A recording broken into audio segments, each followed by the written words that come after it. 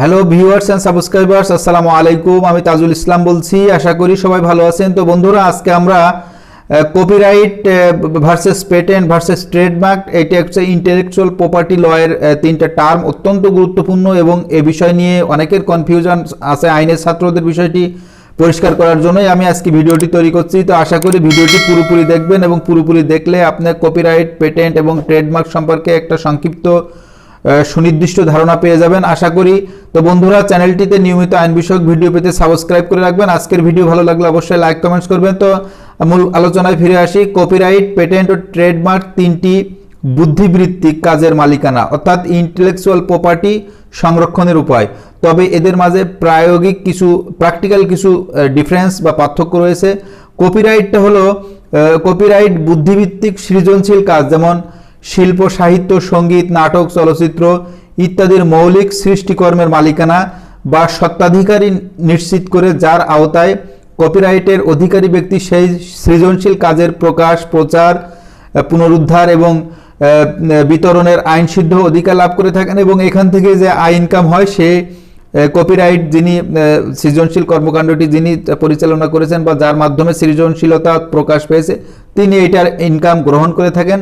আর পেটেন্টটা হলো সাধারণত কোনো বৈজ্ঞানিক কিংবা প্রযুক্তিগত উদ্ভাবনের উৎপাদন ও বিতরণ ও অধিকারের সুরক্ষা প্রদান করে, যেমন নতুন বৈজ্ঞানিক আবিষ্কার, প্রযুক্তিগত উদ্ভাবন, ঔষধ, ব্যবসা পদ্ধতি, সফটওয়্যার ইত্যাদির মালিকানা সংরক্ষণে পেটেন্ট ব্যবহৃত হয়। আমরা জানি যে আসলে পেটেন্ট, যেমন কেউ একটি ওষুধ আবিষ্কার করলো, যেমন করোনা ভাইরাসের যিনি টিকা আবিষ্কার করলো, তিনি প্রথম যিনি আবিষ্কার করলেন, তার এখানে একটা পেটেন্ট রাইট তৈরি হয়ে গেল। এবং যেমন একটা সফটওয়্যার তৈরি, উইন্ডোজ 10 বা উইন্ডোজ 11 যাই হোক না কেন, বা একটা অ্যান্টিভাইরাস তৈরি করলো, ক্যাসপারস্কি বা যেসব অ্যান্টিভাইরাস আছে সেগুলোর একটা পেটেন্ট রাইট তৈরি হয়ে গেল।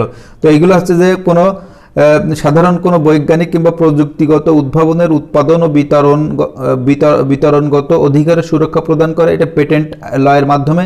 আর ট্রেডমার্ক হচ্ছে কোনো শব্দ, বাক্য, প্রতীক মানে সিম্বল কিংবা কোনো নকশা, ডিজাইন হতে পারে, যা কোনো ব্যবসায়িক পণ্যকে অন্যদের থেকে আলাদা করতে সহায়তা করে। ব্র্যান্ডের নাম, লোগো, তারপরে আর যে ট্রেডমার্ক হতে পারে। তো বন্ধুরা, এই আরেকটা বিষয়, তাহলে আমি কপিরাইট, পেটেন্ট এবং ট্রেডমার্কের সংজ্ঞা উদাহরণ দেওয়ার চেষ্টা করেছি। আশা করি বিষয়টি ক্লিয়ার হয়েছে। এবার ওপেন অ্যাক্সেস কি কপিরাইট বিরুদ্ধ? এটা একটা লিগাল টার্ম, এটা জেনে রাখা ভালো। ওপেন অ্যাক্সেসের সাথে সবচেয়ে বড় যে প্রশ্নটি চলে আসে তা হলো ওপেন অ্যাক্সেস কপিরাইটের বিরুদ্ধ কিনা। উত্তর হলো ওপেন অ্যাক্সেস মোটেও কপিরাইটের বিরুদ্ধ নয়, বরং এটি অনেকাংশে কপিরাইটের সুরক্ষা প্রদান করে থাকে। বর্তমানে বিভিন্ন ওপেন কন্টেন্ট লাইসেন্স পাওয়া যায়, ক্রিয়েটিভ কমন এগুলোর মধ্যে অন্যতম। এই লাইসেন্সের আওতায় লেখক বা শিল্পী কিংবা গবেষক তার মৌলিক কর্ম ব্যবহারের সীমারেখা নির্ধারণ করে দিতে পারেন। যেমন লেখক চাইলে তার কাজকে এমনভাবে উন্মুক্ত করে দিতে পারেন যে কেউ তার কাজ ব্যবহার করতে পারবেন, কিন্তু অবশ্যই লেখকের প্রাপ্তি স্বীকার করতে হবে। কিংবা ব্যবহারকারী শুধু ব্যবহার করতে পারবেন, তিনি কোনো ধরনের পরিবর্তন আনতে পারবেন না। অথবা ব্যবহারকারী বাণিজ্যিক কাজে ব্যবহার করতে পারবেন না। এইসব ওপেন কন্টেন্ট লাইসেন্সের মাধ্যমে একদিকে মূল লেখকের প্রাপ্তি স্বীকার করার হবার পাশাপাশি মৌলিক কাজের উন্মুক্ত ব্যবহার নিশ্চিত হয়। এবং যারা সৃজনশীল কর্মকাণ্ড করে, যাদের কপিরাইটের বুদ্ধিভিত্তিক সৃজনশীল, যেমন শিল্প, সাহিত্য, নাটক, পেটেন্ট যেমন বৈজ্ঞানিক আবিষ্কার, প্রযুক্তিগত উদ্ভাবন, এবং ট্রেডমার্ক কোনো শব্দ, বাক্য বা সঙ্গীত বা কোনো ডিজাইন, এগুলো আসলে একটা ইন্টেলেকচুয়াল প্রপার্টি এবং এটা সংরক্ষণের জন্য জাতীয় আন্তর্জাতিকভাবে বিভিন্ন আইন রয়েছে। এই আইনগুলো প্রতিপালন করা অবশ্যই জরুরি। একটা মানুষের নিজস্ব প্রোডাকশন, সেটা তার অধিকার করার আইনগত হক রয়েছে, অধিকার রয়েছে। তো বন্ধুরা, আজকে আমরা দেখলাম যে আসলে copyright versus patent versus trade সম্পর্কে বিস্তারিত আইন এবং এটার খুব সংক্ষেপে মৌলিক আলোচনা করেছি। আশা করি এটির মাধ্যমে অনেকেই উপকৃত হবে।